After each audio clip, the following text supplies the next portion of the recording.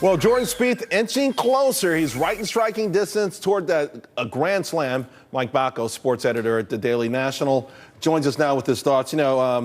Right now we should let the audience know Spieth 5 under, Dustin Johnson in the lead at 10 under. Spieth going for that the grand slam. Yep. He's so young. It's so amazing what he's pulling off so far. Absolutely. At 21 years old, he's within striking distance, -5. Johnson at -10. But this is really the tournament where you're seeing the changing of the guard. Tiger Woods probably not making the cut. Who would have ever thought about that? So you're seeing the changing of the guard with Spieth, with Johnson, with some of the other players that are taking over for Tiger Woods. But Mike, can they take over on the excitement part of it, the marketing part of it? Listen, golf, in this building, the executives love golf. And I'm always telling Mo, you know what?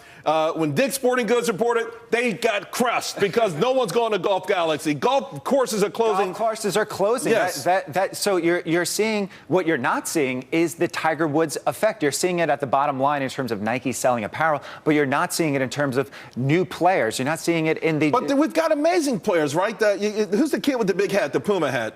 Well, you're not seeing players actually playing golf. You're seeing professionals coming in. You're seeing why aren't they inspiring people like the way Tiger did? I mean, because Tiger Woods is a once-in-a-lifetime player who combines so many different things that we thought would appeal to so many different people. It translates in terms of endorsements. It translates in terms of ratings. When Tiger's not in the hunt, ratings go down. But we're not seeing it in terms of new players. We're not seeing it in terms of it sort of extending into new players playing golf. Well, and also, I guess, listen, we say Spieth is young, but he's got an old soul. He does. He's married, right? He's 21 years old. Isn't he married? Spieth, he's married. He seems very settled down. He's got a soul. He walks around. He feels like a very mature 35-year-old man. I swear, I think if Dustin Johnson had the record that Spieth had, I think he would actually have more endorsements because he's got that sort of swag that seems to resonate with young millennials. He's got the swagger. He's got the celebrity wife, but he also has some off the course But I think people troubles. like that stuff. Mainstream. Listen, we watch these rec shows, right? All of these reality TV shows. A golfer had to go to drug rehab. We might like that if he could win a few tournaments. Absolutely. That would become the rock star. But we're also seeing it with Tiger Woods in terms of some of his off-the-course activities, not really translating. So Dustin Johnson could definitely transcend and become a celebrity golfer. Rory McIlroy, Spieth, they're not the main street. My mom does not know who these two are, but like you were saying, if Dustin Johnson can get his act together and nail down one of these majors, I mean, it's sad that a person. guy who's so accomplished at such a young age, he's going to get the endorsements. We know that, but that sort of intangible has to be, with people who aren't necessarily fans. Sometimes it can't be that you're such a clean living kid. Let's talk about someone who had the reputation of being clean living until maybe a few months ago, Tom Brady. Now, I don't know that this Deflategate's going to tarnish his image that much, but he's fighting a tooth and nail. And any moment now, we're going to have some sort of a decision on the appeal. We should remind the audience that the commissioner himself is going to be the one who decides on the appeal that he leveled in the first place. So that's a sort of interesting situation. How are you feeling that this shakes out? I'm surprised that the decision was not handed down today on a Friday at 7 o'clock at night so it could be buried in the newspapers. But when you talk about Commissioner Goodell being the judge and the jury, that's where the NFL Players Association is coming in and saying, hey, we may take this to federal court. There is no way that this is legal. There's no way that they're going to take down one of our key star players. So I think Brady is on solid footing in the Players Association. So you're saying if he doesn't get the decision he wants from the commissioner, which could happen now sometime this month, then they'll take it to a federal court. I thought this arbitration thing was binding.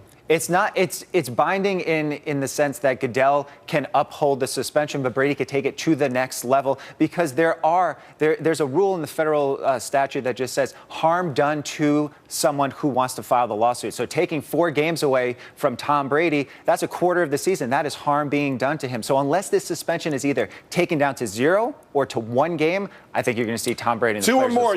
Mike, you're making a prediction right now. 2 or more, we go to federal court. Absolutely. And also, I think Brady wants to prove a point. He's at that stature where he could do that. He's got the Players Association behind him. He's got so much goodwill towards him in terms of 4 games for something like this. When you look at what he's handed down for Greg Hardy, what he's handed down for other players, apples and oranges, but it just doesn't. But that ring is the true. truth, right? I mean, they mishandled so many things that were so much more egregious, so much more devastating. Some of the scenes and some of the horrific things that have come out of the NFL in the last couple of years, they mishandled it all, and it seems like they're trying to catch up, maybe to get in the good graces of public opinion or the politically correct crowd by going after the biggest star with perhaps a fine that is extraordinarily overdone. Absolutely. But Roger Goodell is almost like the Manchurian candidate of commissioners.